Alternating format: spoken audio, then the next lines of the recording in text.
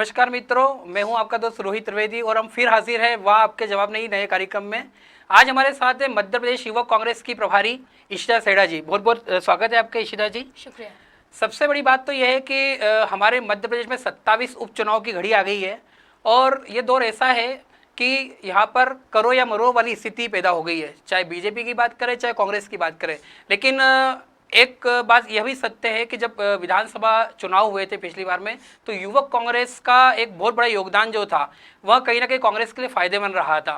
तो आज हम इसी को लेके चर्चा करेंगे और बहुत बहुत स्वागत है, आप छोटे से निवेदन पर हमारे स्टूडियो पे पधारे। इशिता जी नमस्कार। धन्यवाद। सबसे बड़ी बात तो ये है कि आपका मध्य प्रदेश में इंदौर पहली बार आप आए हैं, आपका दौरा है, उपचुनाव वाली स्थिति है, तो क्या पर्पस था इंदौर आने का और क्या आपको संगठन ने जिम्मेदारी देके सौंपा है, यहाँ इंदौर भेजा है? जी, मैं भारतीय युवा कांग्रेस की राष्ट्रीय सचिव हूँ और सौभाग्य से मैं मध्य प्रदेश की प्रभारी हूँ। इसीलिए मैं अपने सभी युवा साथियों से, क्योंकि जब मैं प्रभारी बनी थी, प्रभार मुझे मिला था तब 19 मार्च का समय था और जब से मैं प्रभारी बनी थी पूरे देश के अंदर कोविड-19 की समस्या को देखते हुए लॉकडाउन जारी था। पिछले 6 महीनों में मैं प्रत्यक्ष रूप से तमाम युवा साथियों के बीच में मौजूद नहीं रही, परंतु हम जूम पे लोगों से डायरेक्ट हम लोगों ने संपर्क साधे रखा और मैंने देखा कि मध्य प्रदेश की युवा शक्ति जो है उसमें बहुत ज़्यादा ऊर्जा है। हम लोग एक दूसरे को नहीं जानते थे, परंतु फिर भी मेरी एक कॉल पर रात के 12 बजे, रात के 2 बजे हमारे तमाम युवा साथियों ने आम जन को सुविधाएं मुहैया कराने का कोविड जैसी महामारी के दौर में भी काम किया। इसीलिए मैं आज उनसे मिलने, कोविड अभी भी बहुत आक्रामक रूप कोविड ने लिया हुआ है, परंतु मेरा दायित्व बनता है, जैसे मैं इस परिवार की मुखिया कहलाऊंगी एज अ प्रभारी के तौर पर, तो इन सबसे मिलना मेरा दायित्व था, मेरी जिम्मेदारी थी, जिसका निर्वहन करने में आप सभी युवा साथियों से मिलने में जिलेवार बैठ के की मैंने और सभी मेरे से युवा साथी मिलने पहुँचे वहाँ पर। एक बहुत अच्छी बात आपने कही है कि कोविड जैसी बीमारी जो अभी भी लगातार जो है जोर पकड़ रही है, क्या लगता है कि प्रधानमंत्री नरेंद्र मोदी ने लॉकडाउन लगाया, मार्च माह से जून माह तक ये चलता रहा, तो आपको ही लगता है कि इस लॉकडाउन में किसी का फायदा हुआ या लॉकडाउन से बीमारी अब जड़ से खत्म हो चुकी है? आपके अनुसार क्या होना चाहिए था? देखिए, प्रत्यक्ष को प्रमाण की आवश्यकता नहीं होती। आप पूरे देश का हाल देख लीजिए और मैं इंदौर में अभी मौजूद हूँ जैसे कि आपके साथ, और आप इंदौर की स्थिति देखिए, हर दूसरा व्यक्ति कोविड-19 से ग्रस्त है। तो जो सरकार के खोखले वादे हैं उनकी पोल खुल चुकी है और कोविड के दौर में पिछले 6 साल में जो नरेंद्र मोदी जी ने वादे किए थे उन सब की भी पोल खुल चुकी है। जीडीपी आज माइनस में जा चुकी है, अर्थव्यवस्था देश की ठप हो चुकी है, युवाजन बेरोजगार हो चुके हैं। तो आप कैसे कह सकते हैं कि कोविड में जो उनके नियम कायदे कानून थे वो देश हित में थे? आपने बहुत अच्छी बात की, देश हित में थे या नहीं थे ये तो आगे की ओर जो और क्राइटेरियाज वो बताएंगे, लेकिन सबसे बड़ी बात ये है कि आज जीडीपी नीचे आ गई, लोग बेरोजगार हो गए। लेकिन जब चुनाव होते हैं, ये मुद्दे आते हैं, तो सारे वोट नरेंद्र मोदी जी को जाते हैं। कांग्रेस बोलती है कि नरेंद्र मोदी के प्रश्न युवा नहीं है, आप युवक कांग्रेस से भी बिलोंग करती नहीं, है। मैं आपकी बात को यहाँ रोकना चाहूंगी। सारे वोट कहाँ जाते हैं नरेंद्र मोदी जी को? मध्य प्रदेश में अभी 2018 में ही तो युवाओं ने मिलकर, महिलाओं ने मिलकर सरकार बनाई थी। किसानों की आवाज़ थी, जो मंदसौर में गोली हत्याकांड पूरे देश ने देखा था प्रत्यक्ष रूप से, जिसका जवाब था 2018 का जो रिजल्ट था। भाजपा की ये जो अलोकतांत्रिक नीतियां थी उसके खिलाफ ही तो जनता की आवाज़ थी, परंतु भाजपा ने आज फिर लोकतंत्र की हत्या नहीं, बलात्कार कहूँगी, बलात्कार करके भारतीय कांग्रेस के विधायकों को खरीदने का काम किया। तमाम तरह के आरोप आप सबके माध्यम से हमें भी पता लगे कि किस तरीके की लेन देन चली, खरीद फरोख्त चली, ये सब देखने में पड़ती। अभी जनता के वोटों से नहीं भाजपा की सरकार बनी है। तो ये लोग तो आपके कांग्रेस के थे, आप बोले लोकतंत्र की हत्या कर दी। ये लोग जितने लोग आज 27 लोग जो गए हुए हैं, पहले 24 गए, फिर बात जाते रहे, और कुछ लोग तो कमलनाथ जी के भी खास थे, अरुण यादव जी के भी खास थे, जीतू पटवारी के भी खास थे। उनको जनता सबक सिखाएगी। अगर हम अपने परिवार से, देवतुल्य जनता से गद्दारी करेंगे तो उपचुनाव सामने है, जुमा भी कुछ ही दिनों के अंदर उपचुनाव में हम जाएंगे। वही जनता दोबारा से सबक सिखाएगी जिन्होंने पहले भाजपा की नीतियों को सिरे से हटाया था। अब वही जनता दोबारा से धन बल के खिलाफ जन बल का प्रयोग करते हुए चुनाव में दोबारा से अपनी हिम्मत और ताकत आजमाएगी। नहीं, आप इतने कॉन्फिडेंस से कह रहे हैं, आप लगातार मध्य प्रदेश के अलग अलग मैं दौरे में हैं। क्योंकि, अपने जोन की 6 विधानसभाओं का दौरा करके आने के बाद इतने कॉन्फिडेंट होकर आपके बीच में अपनी बात रख रही हूँ। अभी तक कहाँ कहाँ आपने दौरे की और किस तरह की बातें आम जनता के बीच से निकल के आ रही मैं है? कल ही इंदौर की सांवेर में थी, आप सबने देखा जी जिस तरीके से जनता निकल कर सड़कों पर आई है, वो नज़ारा देखते ही बनता था। और मुझे ऐसा लगता है तुलसी सिलावट जी को डर लग गया है। अभी देखिएगा आने वाले आजकल में उनके बयान किस तरीके से आप लोगों के बीच में आएंगे। उनके अंदर एक दहशत का माहौल है पूरी भाजपा के अंदर। मैं एक और बात आपके साथ शेयर करना चाहूँगी। मुझे ऐसा लगा था कि धन बल का चुनाव होगा, हो सकता है भाजपा की जो नीतियां हैं वो जीत जाएं। जब मैं उत्तराखंड में थी मैं ऐसा सोच रही थी, पर जब से मैं मध्य प्रदेश आई हूँ और विधानसभा वार में दौरे कर रही हूँ, और अभी मैं नेपानगर भी होकर आ गई हूँ, मानदाता सीट पर भी मैं चली गई हूँ, आगर भी मैं गई थी और सुवासरा भी मैं होके आई हूँ। जिस तरीके से हमारे कार्यकर्ता ही नहीं, आम जन पर हमने गली मोहल्ले नुक्कड़ में सभाएं करी हैं, जगह जगह जाकर सबका हालचाल जाना है, क्योंकि कोविड का दौर था, लोग परेशान थे। कुछ कोविड-19 से परेशान थे, कुछ रोजगार धंधे चौपट होने से परेशान थे। किसानों की फसलें आज एक सिरे से खराब हो गई हैं और उसका मुआवजा भी देना तो बहुत दूर, उनका दर्द सुनने भी कोई अधिकारी नहीं आ रहा है।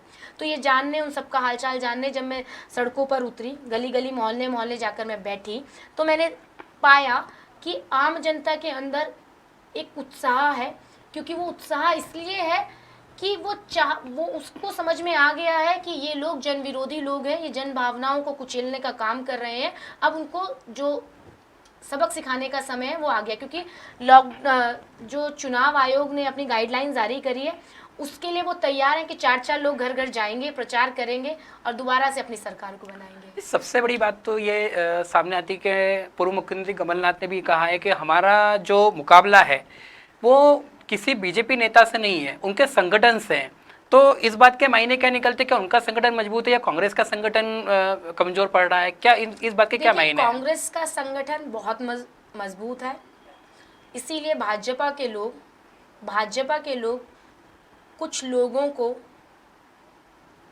तमाम तरह के लालच देकर, तमाम तरह के उन पर आरोप लगाकर उनको अपनी पार्टी में शामिल करने का काम कर रहे हैं। परंतु जब ऐसा कहा जाता है, पुराने समय में आपने भी सुना होगा, जब दिया बुझने वाला होता है तो फड़फड़ाता है। तो 6 साल का अगर आप अपना भाजपा का कार्यकाल देखेंगे तो उनके जो वायदे थे वो सिरे से खारिज हुए थे, और आज भाजपा गलतफहमी की शिकार हो चुकी है। वो लोकतंत्र की हत्या, बलात्कार करने पे का जो खेल खेल रही है, ये वो बुझने दिए की जैसी भांति समझिएगा आप इसको। और आपने उसका उदाहरण राजस्थान में भी अभी देखा ही है कि किस तरीके से भाजपा ने कोशिश करी, परंतु कांग्रेस का जो कदावर कार्यकर्ता था उसकी अपील हमारे साथियों ने मानी। तो इसका मतलब ये माना जाए कि राजस्थान में जो आपका संगठन है वो कहीं ना कहीं बहुत अच्छा मजबूत था, लेकिन मध्य प्रदेश में आप क्या मानते हैं कि कहीं ना कहीं कुछ कमजोरी रही है जो 27 लोग यहाँ से चले गए? नहीं, उन लोगों का दुर्भाग्य था जो लोग यहाँ से चले गए हैं। क्योंकि मैंने अपने सामने, जिस दिन मैं नेपानगर का दौरा कर रही थी, उस दिन मैंने नेपानगर की जो हमारी अभी पूर्व में जो हमारी विधायिका थी, अब जिस सीट पे उपचुनाव होना है, मैंने अपनी आंखों से मीडिया में देखा, जैसे मीडिया के भाइयों ने दिखाया खुलेआम कि किस तरीके से सांसद महोदय ने उनके मुंह के सामने से माइक छीन लिया। तो एक महिला जिसको फर्श से उठाकर अर्श तक पहुंचाने का काम माननीय श्री राहुल गांधी जी की नीतियों के तहत किया गया था, 33% आरक्षण देने की जो बात हम करते हैं, उस तहत हमने फर्श से उठाकर उनको सम्मान दिया था। और आज वो इतनी अभी तो टिकट नहीं मिला है, देखते रहिए, चुनाव का रिजल्ट तो आपके सामने होगा, परंतु उनका अपमान, उनको जो वो एक सम्मान को ठुकरा के गए हैं, ये सभी लोग, उनको जनता और इस पार्टी के कार्यकर्ता माफ नहीं करेंगे। आपको नहीं लगता है कि जैसे कि 2 महिलाएं उसमें विधायक थी, एक इमरती देवी थी और एक जो विधायक वहाँ से गई थी, तो इनका ये कहना था कि कभी हमें मुख्यमंत्री ने समय नहीं दिया, चलो चलो वाली रीति पे चलते रहे, जब हम वल्लभ भवन जाते थे तो वो हमें समय नहीं देते थे। तो क्या सच्चाई थी इसमें? स्वयं ने देखा है, मैंने बार बार मैं कहती हूँ, जो चीज़ें सामने दिखती हैं उसका कोई तोड़ नहीं होता। मैं भारतीय युवा कांग्रेस की राष्ट्रीय सचिव होने से पहले नेशनल कोऑर्डिनेटर थी और मुझे मुरैना श्योपुर लोकसभा में इंचार्ज बनाया गया था। मैंने खुद देखा था इमरती देवी जी का कद पार्टी में, सब लोगों की पलकों पे, सब कार्यकर्ता अपनी पलकों में उनको बिठाया करते थे। कोई अपनी माँ की तरह मानता था, कोई बड़ी बहन की और कोई भाभी की तरह सम्मान उनको देता था। कई बार हमें आत्ममंथन करना चाहिए कि क्या हम जिस रास्ते पे जा रहे हैं वो सही है। इमरती देवी जी एक महिला है और मैं स्वयं एक महिला हूँ। मैं ऐसी कोई अभद्र टिप्पणी, जैसे कि भारतीय जनता पार्टी का कल्चर है, हमारे यहाँ कांग्रेस का ऐसा कल्चर नहीं है। मैं ऐसी कोई टिप्पणी नहीं करूँगी जो हमारी विचारधारा के विरुद्ध होगी और एक महिला के सम्मान को ठेस पहुँचाती होगी। परंतु फिर भी मैं आपके माध्यम से तमाम अपनी महिला नेत्रियों को, जो विपक्षी दलों की हैं, उनको कहना चाहती हूँ कि महिलाओं के लिए आदर्श बनने का काम कीजिए। आपको बहुत सारी देश की महिलाएं, बहुत सारी हमारी बहन और बेटियां देख रही हैं। ऐसे उदाहरण स्थापित मत कीजिए कि कल के दिन हम सामने वाले से आधी आबादी पूरा हक की बात करते हैं तो सामने वाला व्यक्ति हमें हक देने से पहले सोचे। हमें ऐसे उदाहरण नहीं पैदा करने चाहिए। ये तो हो गई अब अपने उपचुनाव की बात। आपने बहुत अच्छी बात भी रखी, अपना जो तर्क है वो भी रखा है। लेकिन अब मैं सीधे तौर पर आऊँगा यूथ कांग्रेस की बात पे। अगर अपन लेते हैं, कई समय से ऐसा देखा जा रहा है कि यूथ कांग्रेस में चुनाव का वादा किया जाता है, चुनाव हो रहे हैं, फिर मना कर दिया जाता है कि अब नहीं हो रहे हैं। तो यूथ कांग्रेस जो कांग्रेस की सबसे रीढ़ की हड्डी होती है, बार बार ऐसा संगठन क्यों करता है कि चुनाव की पारी खेलती लोग सभी सदस्यता अभियान भी चला था, कई लोगों ने सदस्यता भी कर ली, कई की मेहनत उसमें लगी हुई है, तो क्यों बार बार चुनाव रुक जाते हैं? उन जिन साथियों ने मेहनत की है उनकी बाकायदा जिम्मेवारी तय की जा चुकी है और जो साथी बच गए हैं उनकी जिम्मेवारी तय करने के लिए ही मैंने जिलेवार दौरा किया है। नहीं, मेरा सीधा सवाल चुनाव को लेके था। चुनाव एक्चुअली क्या है, वैसे तो ये हमारे संगठन का आंतरिक विषय है और बहुत सारी चीज़ें मीडिया में नहीं खोलनी चाहिए, पर फिर भी आपने पूछा और आप एक युवा हैं तो मेरी जिम्मेदारी दुगनी हो जाती है आपकी बात का जवाब देने के लिए। क्या होता है, एक दौर होता है, संगठन के चुनाव हमारे अपने हम पद बांटने के लिए एक तरीके से आप उन पदों पर जीत कर आए और आप अपना दायित्व निभाएं, इसलिए संगठन की एक और मुख्य भूमिका होती है और इस ज़्यादा जिम्मेदारी ये होती है कि जनता की जब ज़रूरतें हों तो हमारे लिए पहले जनता की ज़रूरतें हैं। हम और आप तो पदाधिकारी बन ही जाएंगे जब राजनीति कर रहे हैं, आज नहीं तो कल हमें हमारा हक मिल ही जाएगा, है ना। पर अभी जब हमारे क्षेत्र को हमारी ज़रूरत हो तो हमारी पहली जिम्मेवारी जनता के प्रति होती है। इसीलिए जब हमने पहली बार मेंबरशिप करी थी तो आपके सूबे में, मध्य प्रदेश में चुनाव था, तो मुझे ऐसा लगता था उस टाइम जनता 15 साल से परेशान थी और हमारे लिए पहले वो मुद्दा था। तो हमने पूरे सर्वसहमति से हमने तय किया कि हम संगठन के चुनाव बाद में कराएंगे और पहले उपचुनाव को लेके आप लोगों को अंधी गूंगी बहरी सरकार से बचाएंगे। एक बात बहुत आपने जो अपनी जो रखी है वो आगे पता चलेगा कि चुनाव होते या नहीं होते, लेकिन चुनाव होंगे, परंतु इस उपचुनाव के बाद। दूसरी चीज ये है कि यूथ कांग्रेस में हमेशा से प्रतिबद्ध है जी अपने कार्यकर्ताओं से, जी जो दिन रात पार्टी के लिए लड़ते हैं और पार्टी का कद शान से ऊंचा करते हैं। अभी जैसे आप लगातार दौरे कर रहे हैं तो आंतरिक तौर पे यूथ कांग्रेस की क्या स्थिति हर विधानसभा में, क्या यूथ क्या चाहता है कि ये जिन लोगों ने आपकी पार्टी को छोड़ा है उन लोगों के लिए भी इसी यूथ ने काम किया था और वही आपकी कार्यकारिणी अभी भी है? देखिए, जिन्होंने बनाया है जी वही बिगाड़ भी देंगे। यही लोग थे, यही युवा कार्यकर्ता थे। आपने बदनावर की सीट पे देखा होगा, तमाम युवा सड़कों पे निकले थे और दत्ती गांव जी को विधायक बनाया गया था। बहुत भारी बहुमत से वो जीते थे, यही युवा थे उनको बनाने वाले। तुलसी सिलावट जी की जीत तय करने वाली भारतीय युवा कांग्रेस के, मध्य प्रदेश युवा कांग्रेस के जाबाज कार्यकर्ता थे। आप देखिएगा ना, चुनाव में यही युवा दोबारा से सड़कों पे निकलेंगे, घर घर जाएंगे और इनकी पोल खोलेंगे किस तरीके से इन्होंने देश की जनता के साथ गद्दारी की है। आप चूंकि मध्य प्रदेश के प्रभारी हैं और 27 उपचुनाव लगातार अब बहुत नज़दीक हैं, तो क्या आपने अभी तक जहाँ भी दौरे करे कुछ यूथ कांग्रेस के अंदर पदाधिकारियों को या कार्यकर्ताओं को कुछ ऐसी जिम्मेदारी सौंपी है जिससे चुनाव में उन लोगों को फायदा मिले कांग्रेस को? डेफिनेटली प्रत्येक विधानसभा में कार्यकर्ताओं की जिम्मेदारी, पदाधिकारियों की जिम्मेदारी एज ए इंचार्ज बनाकर जिम्मेवारी तय कर दी गई है और सभी हमारे साथियों ने लगभग पहला और दूसरा दौरा कुछ विधानसभाओं में अपना कंप्लीट भी कर दिया है। सूचियां तैयार हो रही हैं, जिसका जो मर्ज है वो तलाशा जा रहा है कि किस तरीके से भारतीय जनता पार्टी ने रणनीति तय करी है पैसे बांटने की। ये भारतीय युवा कांग्रेस के, मध्य प्रदेश युवा कांग्रेस के कार्यकर्ता होंगे जो भाजपा का धन बल का जो प्रयोग है उसे गली गली जाके बंटने से रोकेंगे।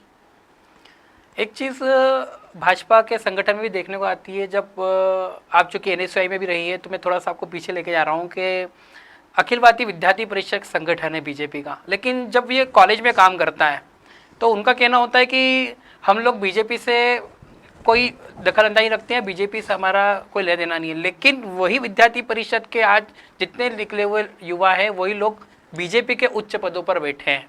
और एनएसयूआई जब काम करती है, विश्वविद्यालयों में काम करती है, तो कांग्रेस के साथ में रहती है। तो क्या लगता है कि ये इनका जो संगठन काम करता है उसमें इतना विरोधाभास क्यों है? क्या है, उनके एबीवीपी के कार्यकर्ताओं को शर्म आती है बताते हुए, क्योंकि सही बात बताऊं तो युवा जानता है कि हमारी पार्टी खोखली नीतियों से चल रही है। तो एबीवीपी के कार्यकर्ता, मैं समझती हूँ, मेरे भी बहुत सारे भाई हैं जो गलत दिशा में अग्रसर हो गए थे। मैं सभी से रेगुलर टच में रहती हूँ और उनको प्रेरित करती हूँ कि आप जल्दी अपनी राह चेंज कीजिए, और बहुत सारे साथी आ भी रहे हैं। नहीं, गलत राह कैसे हो गई विद्यार्थी गलत राह परिषद है की? क्योंकि वो जानते हैं मनुवादी नीतियों को मानने वाले लोग हैं और देश को तोड़कर आपसे आपके वोट का अधिकार छीनना ये लोग चाहते हैं।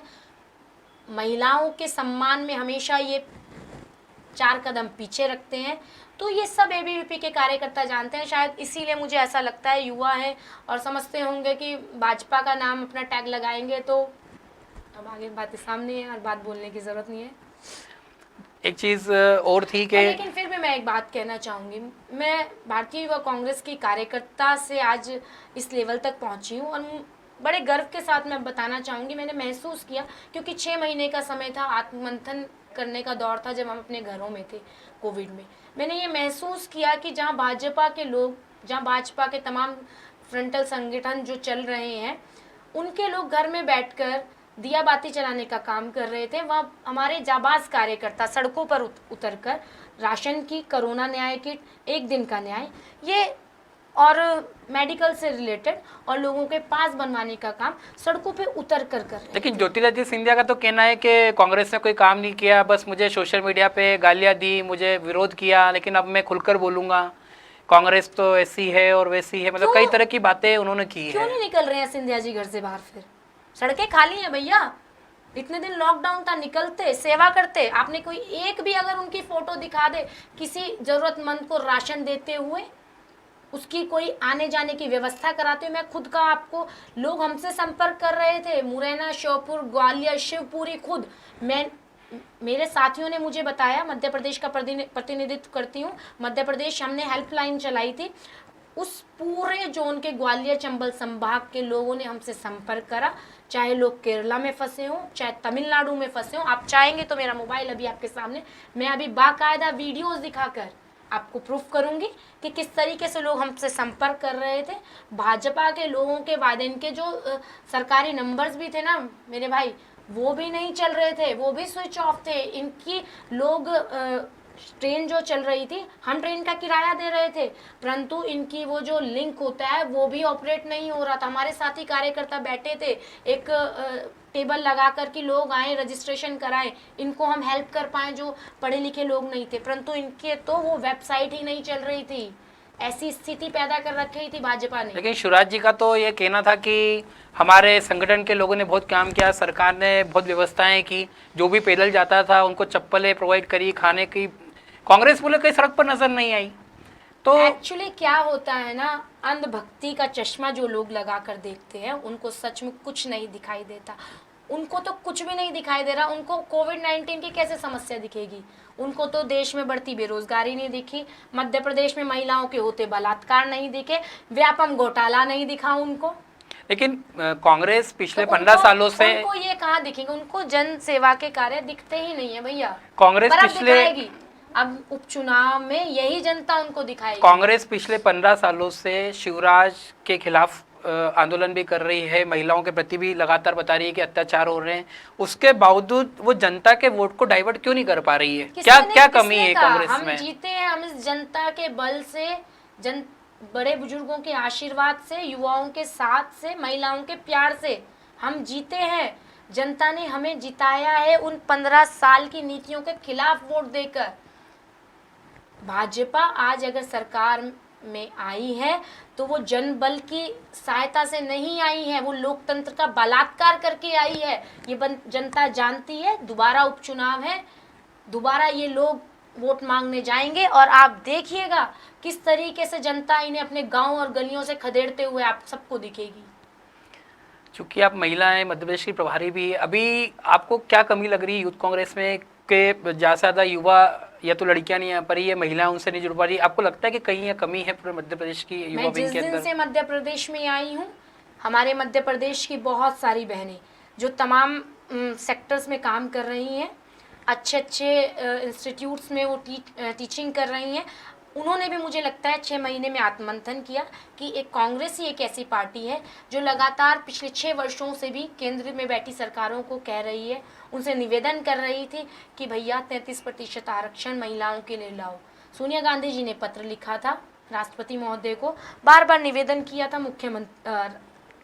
प्रधानमंत्री जी से भी, और तमाम हम जैसे कि यूथ कांग्रेस, NSUI, महिला कांग्रेस बार बार उनकी आवाज़ पुरजोर तरीके से उठाने का काम कर रही थी। परंतु भाजपा ने पिछले 6 सालों में एक बार भी महिलाओं के सम्मानों की बात नहीं करी। ये बेटी बचाओ बेटी पढ़ाओ का वायदा कर रहे थे और वो ज़मीन पे खोखले सिद्ध हो रहे थे। इसीलिए आज मैंने देखा, मैं जिस ज़िले में गई जहाँ हमारे पास कार्यकर्ताओं के नाम पर महिलाएँ नहीं निकला करती थी, बहुत थी, परंतु वो प्रथम पंक्ति में आने के लिए, क्योंकि कई तरीके की चीज़ें होती हैं, आधे से ज़्यादा हमारा आदिवासी वर्ग है, तमाम पारिवारिक कष्ट भी महिलाओं को झेलने पड़ते हैं, परंतु महिलाएं समझ चुकी हैं कि आज मुख्य धारा से जुड़कर काम करना होगा। बहुत सारी महिलाएं आ गई हैं और बहुत सारी बहनों से मैं हाथ जोड़ के निवेदन करती हूँ कि आइए, आधी आबादी पूरा हक की डिमांड करते हुए यूथ कांग्रेस से जुड़िए। आपके माध्यम से भी मैं निवेदन करूँगी। तो ये थी इशिता जी, जिन्होंने अपनी पार्टी और अपनी यूथ कांग्रेस विंग के मामले में अपनी सारी चीज़ें सबके सामने रखी, और इनका कहना है कि आगामी 27 उपचुनाव जो मध्य प्रदेश में हो रहे हैं उसमें यूथ कांग्रेस एक अपना झंडा बुलंद करेगी और कांग्रेस पार्टी फिर से मैदान पकड़ेगी। और कहीं ना कहीं इनका ये भी कहना है कि 15 वर्ष में जो महिलाओं पर अत्याचार हुआ है, व्यापम घोटाला हुआ है, सरकार ने जिस तरह से प्राधान्य अलग अलग व्यक्तियों को दी है, उसका फिर एक बार जो है जनता जवाब देगी। और अब ये देखने लायक होगा कि आगामी जो 27 चुनाव आ रहे हैं उसमें जिस तरह से आज इशिता जी ने अपना जो व्यक्तित्व हम सबके सामने रखा है वो कहाँ तक सही होगा, और यूथ कांग्रेस जो है किस तरह से रीढ़ की हड्डी बनकर कांग्रेस को फिर से जिताने का काम करेगी। बहुत बहुत धन्यवाद आपके इस कार्यक्रम में। अगले कार्यक्रम में फिर हम आप हाजिर होंगे। नमस्कार।